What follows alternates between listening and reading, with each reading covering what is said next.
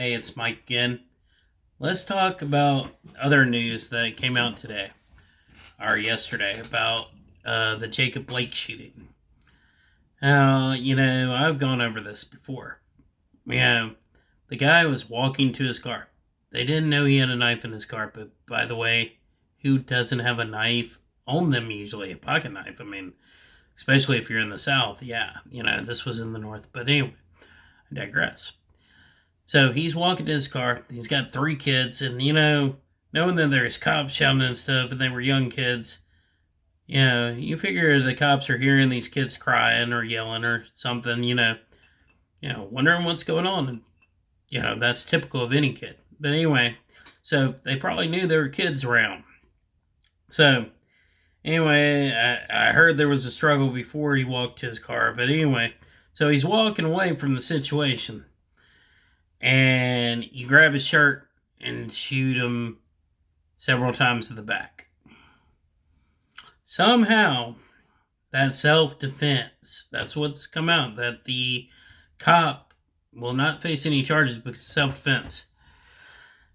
I don't want to make light of this, but how is your life in danger with somebody having their back to you? What, you afraid of being kicked? Horse kicked or something? There's not a danger. The front part of your body can hold a weapon and, do something. Anyway, don't mean to make light of it. It's ridiculous. And the guy charges don't always mean convictions. They need to charge these people, these cops. And by the way, they're saying that, okay, Jacob Blake and the cop, neither one are having charges brought on them. Neither one. So, if you're a cop, you can shoot somebody several times and paralyze them, even if the person's not guilty of a crime. Does that make sense to you? Okay. Let me give you a perspective of this. Okay. A nurse gives the wrong medication to a patient, and it kills them. All right. Okay. Since he paralyzed her, okay. It causes irreparable brain damage. Medication somebody's given, wrong medication or wrong dosage by a nurse. That nurse being found out would be held accountable and fired and seen if it was intentional cruelty, whatever, whatever the charge would be called. But for some reason, if it's a cop, we're just kind of like, okay, that's a dangerous job. It's okay. I don't know if he got fired, but he should have. This just is ridiculous.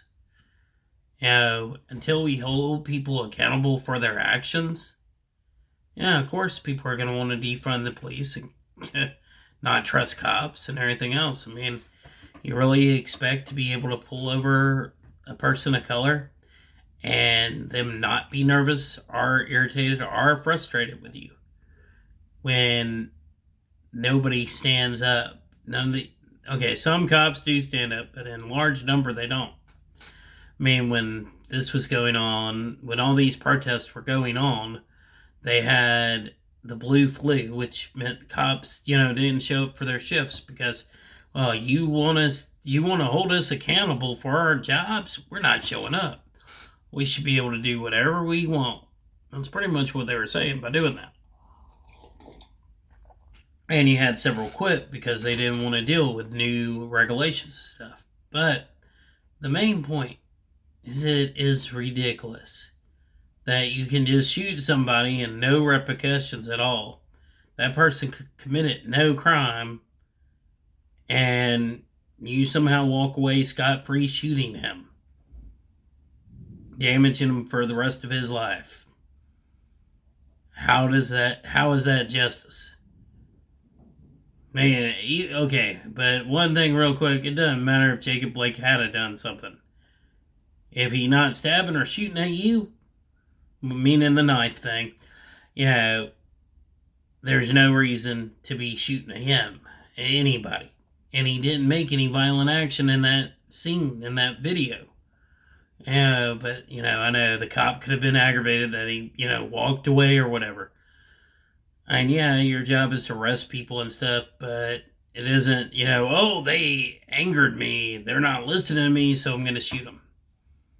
Is that how we're supposed to be?